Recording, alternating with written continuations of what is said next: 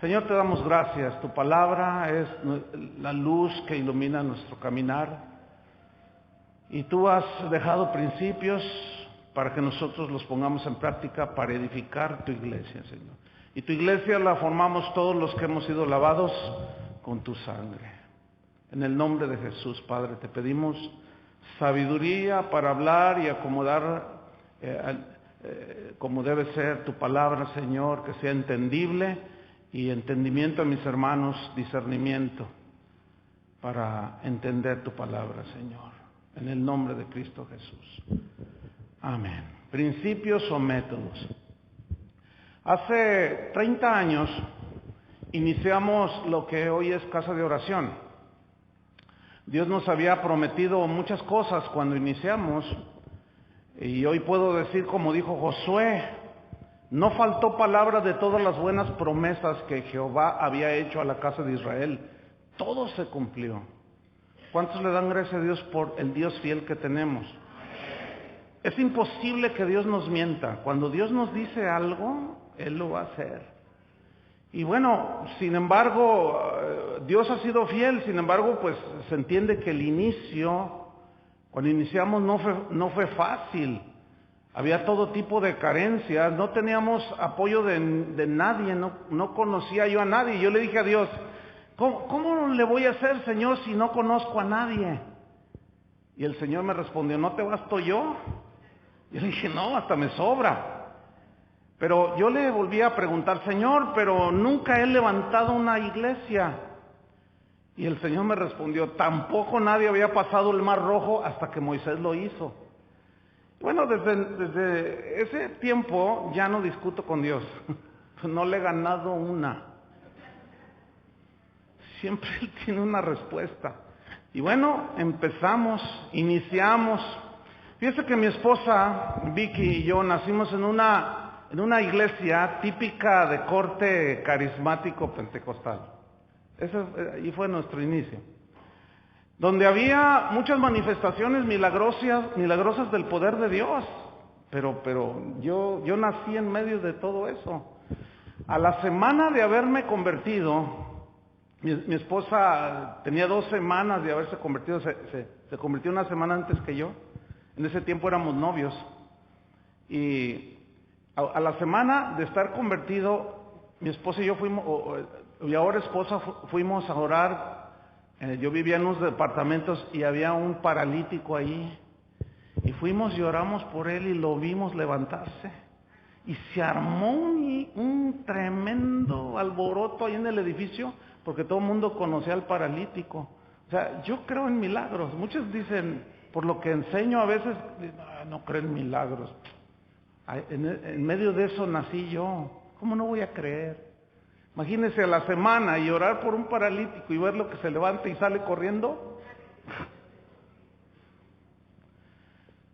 Sí, había muchos milagros en esa iglesia donde nacimos, pero había muy poco entendimiento en cuanto a los principios bíblicos básicos de cómo debe funcionar bíblica y eficazmente una congregación. Los vientos de doctrina llevaban de un lado a otro, como un barquillo en alta mar, aquella iglesia donde nacimos. Era llevada por todos lados. Las divisiones estaban al orden del día. Es más, cuando se tardaba 4 o 5 meses, ya nos extrañaba de que ya no había división, ya no había levantamientos. Y terrible, hermanos, terrible. Y Dios me mostraba que ignorar los principios básicos para el gobierno de una iglesia, para dirigir una iglesia, causa que muchos pastores sean llevados juntos con sus iglesias a 2 situaciones que son lamentables. Número 1, una iglesia que siempre está en crisis. Y número 2, una iglesia que siempre anda en las modas evangélicas que surgen cada día. Eso es distintivo de una iglesia que desconoce los principios bíblicos. Las iglesias que viven de crisis continua son aquellas donde pues no hay un entendimiento de los principios bíblicos. No se trabaja en la formación de verdaderos discípulos. No es lo mismo un creyente que un discípulo, hasta el diablo cree. Pero un discípulo es el que sigue a Jesús fielmente. Y no se trabaja en la formación de verdaderos discípulos. Los mensajes que se dan en este tipo de iglesias no llevan una dirección específica. ¿Sí? Hoy hablan bueno, si hablaran, porque ya ahorita ya casi no se habla de santidad. El tema de la santidad es amplísimo. Pero luego el siguiente domingo hablan de la segunda venida de Jesús. Y luego al tercer domingo hablan del rapto. Y luego y así, o sea, no hay una enseñanza sistemática sobre el tema. Cada tema es profundísimo. Entonces, es como el dicho ese que dicen, a todo le tiran y a nada le pegan, ¿no? O sea, disparan para todos lados, pero no hay una dirección, porque la palabra dice, la misma Biblia dice, lámpara es a mis pies tu palabra. O sea, es la que nos guía en nuestro caminar, la palabra. Entonces, si no hay una dirección con un entendimiento, pues la gente no sabe a dónde va. Pues son iglesias que no se enfocan en el trabajo principal, que es predicar el evangelio. El trabajo principal de la iglesia, y la iglesia somos los cristianos, es predicar el evangelio, hermanos. No andar organizando eventos y entretenimiento para los creyentes, no. Nuestra labor principal es predicar el evangelio. Y desgraciadamente muchas congregaciones no hacen eso. No se enfocan en formar verdaderos discípulos, no escudriñan las escrituras. Yo he escuchado a pastores que dicen, es que no tengo tiempo. ¿Cómo que no tiene tiempo? Otros peor, dicen, no, ¿para qué tanto estudio? La letra mata, dicen. Y tú dices, no. En congregaciones así, obviamente las crisis no tardan en darse. Pues no hay fundamento, no hay nada. Cuando iniciamos casa de oración, yo le dije al Señor, Señor, yo no quiero una congregación así. Y el Señor me contestó, yo tampoco. Yo lo sentí como que estaba harto el Señor de congregaciones que no saben a dónde van. Y yo le pregunté, ¿y qué debo hacer? Y el Señor me dijo esto, haz una lista de lo que has visto en tu congregación, que no quisieras que pasara en la iglesia que vas a iniciar. Entonces yo empecé a hacer una lista que fue bastante larga, ¿sí? A propósito. Y yo puse entre otras cosas, yo no quiero una iglesia donde haya divisiones, donde haya manipulación, donde haya abuso de autoridad. Yo no quiero una iglesia donde existan celos entre los miembros de la iglesia. Yo no quiero una iglesia donde haya competencia entre los hermanos. Yo no quiero una iglesia donde haya mediocridad espiritual. Yo no quiero una iglesia donde haya enseñanzas extrañas a las escrituras y un sinfín de etcéteras. Eso le dije yo al Señor, yo no quiero eso. Y ahí estaba la lista. Cuando se la presento al Señor esa lista, simplemente me dijo, haz lo contrario.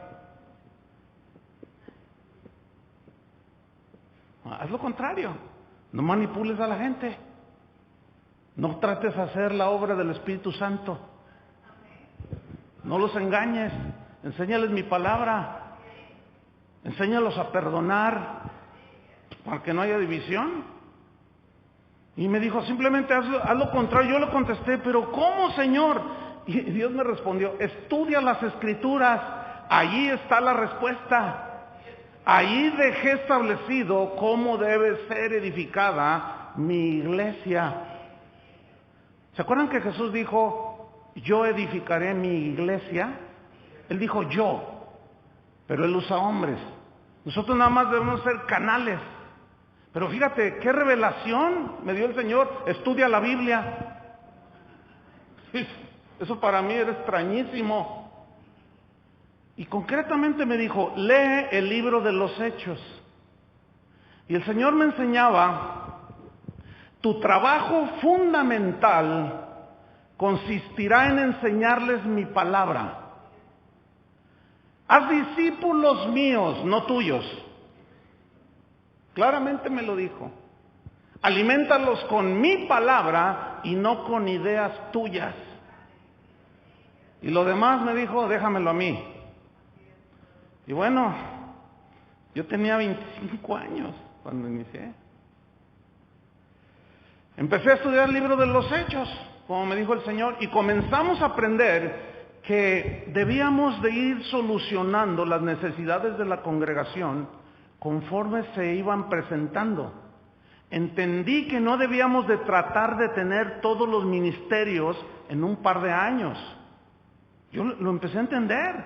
Empecé a entender que tenía que trabajar arduamente.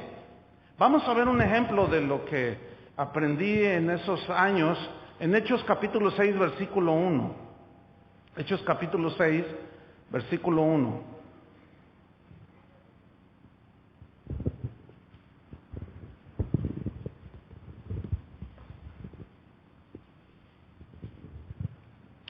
Dice, en aquellos días,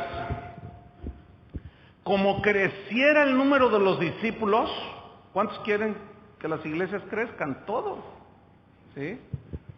Hubo murmuración de los griegos contra los hebreos de que las viudas de aquellos eran desatendidas en la distribución diaria. Mira, este problema no se presentaba hasta que creció la iglesia.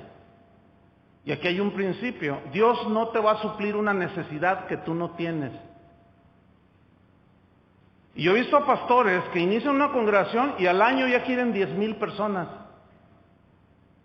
Y lo que es peor, al año ya quieren un auditorio así de lindo como este. Y no es así. O sea, se empiezan a enfocar en cosas que no van con los principios que el Señor dejó. Entonces, ¿qué sucedió? Se presenta este problema, se desatiende la distribución diaria, o sea, la comida a las viudas. Versículo 2 dice, entonces los 12 convocaron, le bajas un poquito porque tengo un feedback acá, por favor, gracias. Dice, entonces los 12 convocaron a la multitud de los discípulos y dijeron, miren lo que dijeron los apóstoles, no es justo que nosotros dejemos la palabra de Dios para servir a las mesas. Yo entendí esto, que mi trabajo fundamental es el estudio de la palabra de Dios, el escudriñar la palabra de Dios y el enseñar la palabra de Dios. Yo lo entendí perfectamente en ese tiempo. Los primeros 8 años de casa de oración yo no salía a predicar. Me invitaban, pero yo no iba. Porque Dios me dijo, no, tienes que discipular. Mire, los que hoy son los pastores que usted escucha ahora en la radio, son con los que empecé. 30 años trabajando juntos. No ha habido una sola división. No lo digo con orgullo, Dios lo sabe, esto es para la gloria de Dios. Porque yo no he hecho nada, simplemente lo que he hecho es aplicar los principios de la Biblia, eso es todo. Ahora, con actos de división, un montón, pero también ahí dice cómo solucionar, que también tocaremos ese problema, ese asunto, ese principio, en una de las enseñanzas. Entonces yo entendí, claramente Dios me está diciendo, tu trabajo fundamental es la palabra de Dios, mi palabra. Ahora, ellos dicen, no es justo que dejemos la palabra de Dios para servir a las mesas. Pregunta, ¿es algo indigno que un ministro, un siervo de Dios sirva a las mesas? No, pero ese no es el trabajo fundamental de un pastor. Tampoco andar organizándoles cositas a los hermanos para entretenerlos. Nuestro trabajo fundamental es el estudio de la palabra de Dios. Se pierde mucho tiempo andar haciendo esas cosas. No digo que estén del todo mal algunas de ellas, pero esas las pueden hacer otras personas.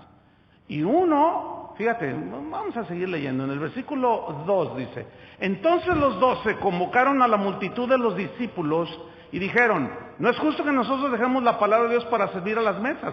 Buscad pues, hermanos, de entre vosotros a 7 varones, miren los requisitos que pidieran, a 7 varones que canten bien, que sean los ricos de la congregación, que tengan carisma, que sean simpáticos. Así los eligen hoy. Así los eligen hoy. O sea que si usted no tiene dinero, pues olvídese. No le van a hacer caso. Si usted no es simpático, no, pues menos. Si usted no tiene carisma y usted le cae bien a la gente, no, olvídese. Usted va a estar toda la vida ahí sentado. Los requisitos de los primeros cristianos para servir a las mesas, nada más, era varones de buen testimonio. Yo le digo a la gente de mi congregación, vaya con mis vecinos y pregúnteles de mí. Pregúnteles, yo le doy libertad, pregúnteles. Oiga, ¿y su vecino, el pastor, qué onda?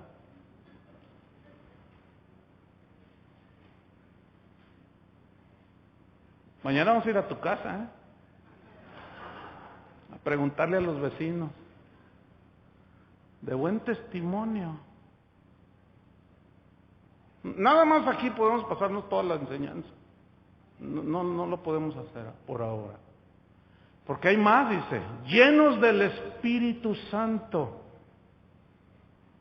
¿Sabe qué significa llenos del Espíritu Santo? Controlados. Llenos significa dominados, controlados por el Espíritu Santo. Y de sabiduría. Sabiduría.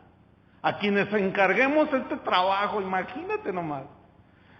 Buen testimonio, llenos del Espíritu y de sabiduría para que sirvan el pozole. Es increíble. Es increíble que Dios le dio una importancia suprema al servicio en su iglesia, hermano. Es su casa. Es su casa. Mire, yo no tengo nada en contra de las personas, sino en contra de las enseñanzas que tuercen. De verdad, hay veces que dicen, yo no odio a nadie, porque Dios me lo prohíbe. Tiene uno que tener el corazón sano y limpio. Pero sí estoy en contra de enseñanzas que contradicen a Dios. Hay métodos que te dicen que con 3 encuentritos ya eres líder. Yo estoy totalmente en contra de eso. ¿Por qué? Porque la Biblia dice lo contrario. La Biblia te pone, 1 Timoteo, unos requisitos impresionantes. Vamos al versículo 4. Dice, y nosotros, ahí está otra vez, persistiremos ¿en qué? En la oración y en el ministerio de la palabra. Persistir significa ocuparse siempre de algo.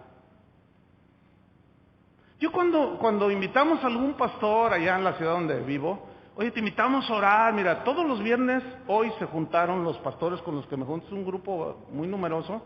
Tenemos años juntándonos todos los viernes, de 9 de la mañana a 1, 2 de la tarde.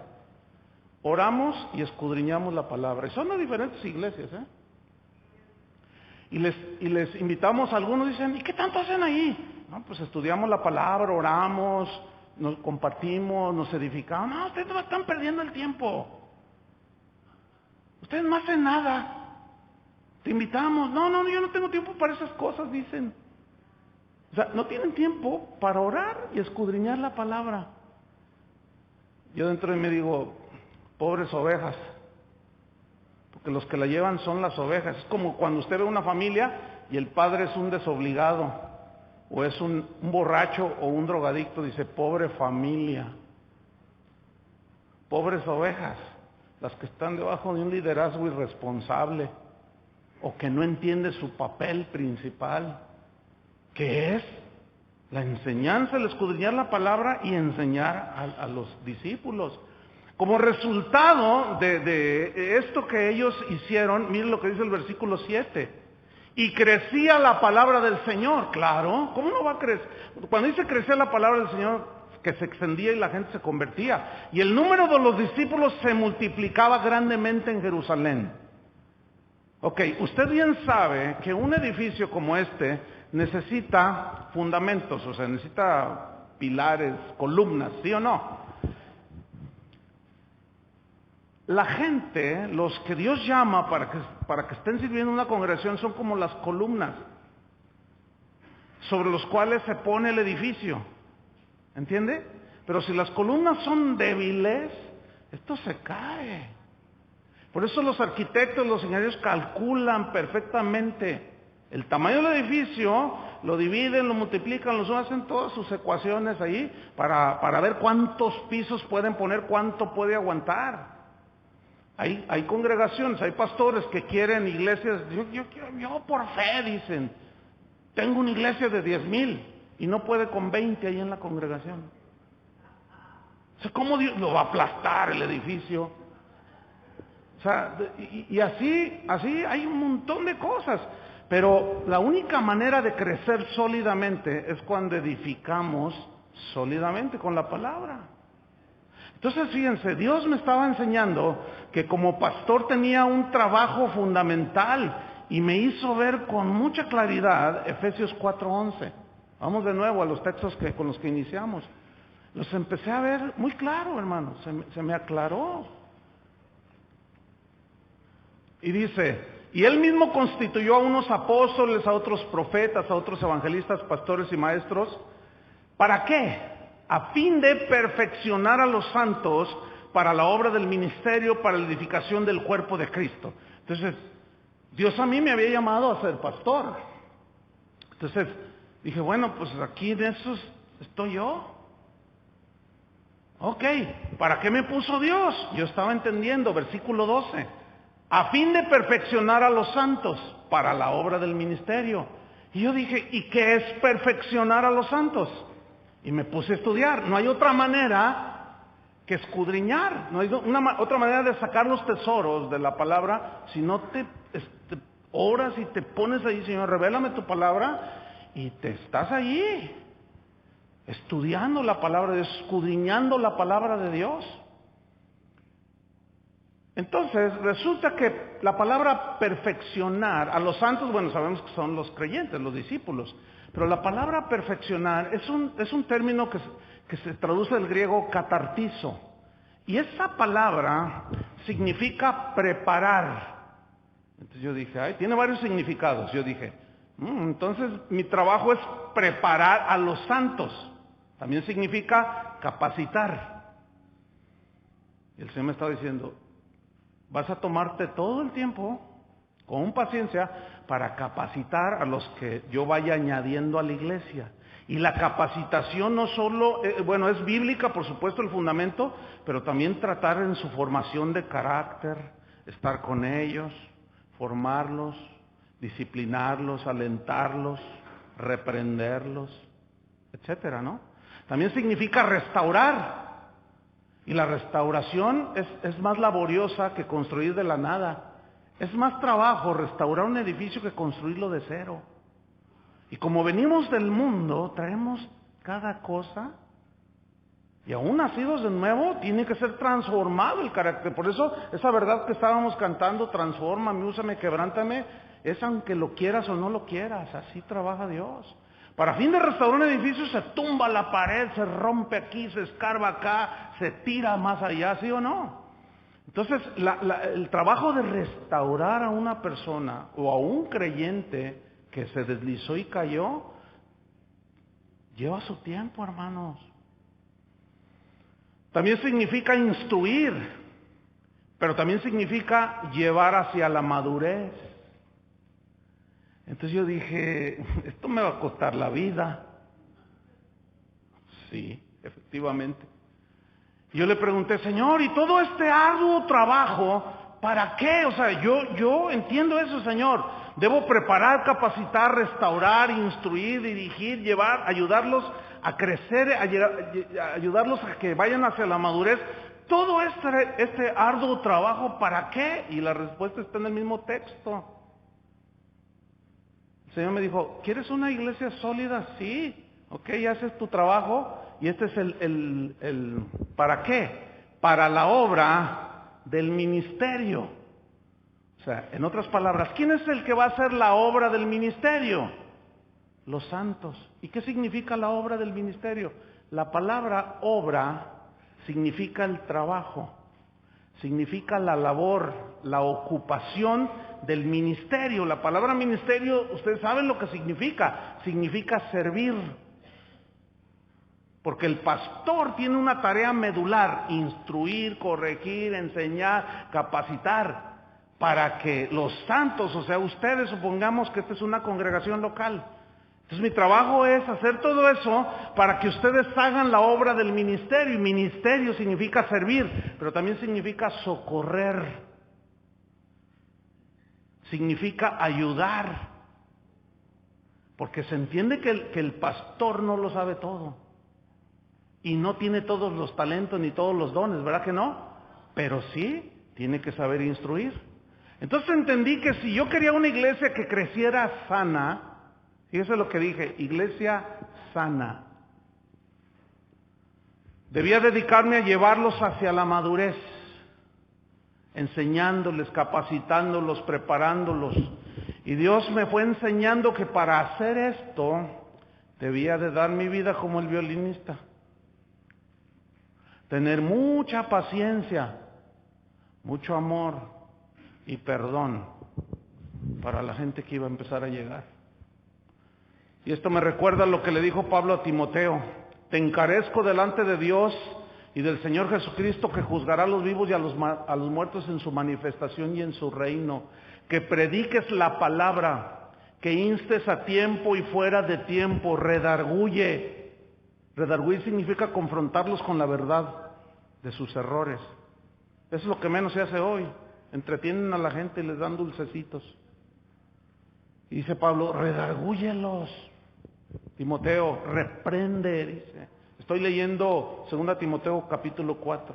Reprende, exhorta con toda paciencia y doctrina. Doctrina es enseñanza bíblica. La razón, porque vendrá tiempo cuando no sufrirán la sana doctrina. Si hay sana doctrina, quiere decir que hay doctrina enfermiza, oxidada o tóxica, que hace daño. Dice, sino que teniendo comezón de oír, se amontonarán maestros conforme a sus propias concupiscencias, y apartarán de la verdad del oído y se volverán a las fábulas. Bueno, nos podemos pasar la noche contando la de fábulas que hoy le cuentan a la gente desde los púlpitos, y los engañan vilmente.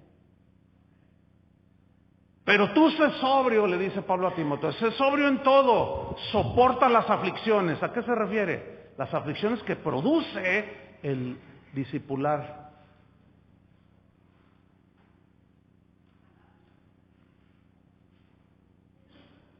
Hoy se pone más énfasis en el don que en el carácter. El don es algo que Dios te da, te lo regala, no te cuesta nada, es un don que Dios te da, o los dones que Dios te da. Pero el carácter tiene que ser formado, y tiene que haber de todo, quebrantamiento, tiene que haber humildad, tiene que haber obediencia, y para Dios empieza un trato, ¿sí? Soporta las aflicciones, haz obra de evangelista, cumple tu ministerio, Timoteo. ¿Cuál era? Lo mismo de Efesios 4:11, lo mismo de Hechos capítulo 6.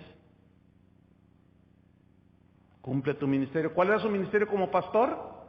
Ocuparse en la palabra de Dios. Ahora, vamos a Efesios 4:13. A fin de perfeccionar a los santos para la obra del ministerio, hasta, dice, que todos lleguemos a la unidad de la fe y del conocimiento del Hijo de Dios, a un varón perfecto, a la medida de la estatura de la plenitud de Cristo. Mira, este mismo versículo te lo voy a leer en la versión Palabra de Dios para Todos, el versículo 13. Se lee así: este trabajo debe continuar hasta que estemos todos unidos en la misma fe y en el mismo conocimiento del Hijo de Dios. Debemos seguir creciendo hasta que seamos maduros como Cristo y compartamos su perfección. Ese es el trabajo, fíjate. Una de las mayores satisfacciones, hermanos, que yo puedo decir ahora después de 30 años, es que ya no me lo contaron, ya lo viví. Hoy estoy como en la tercera generación. Mire, le explico.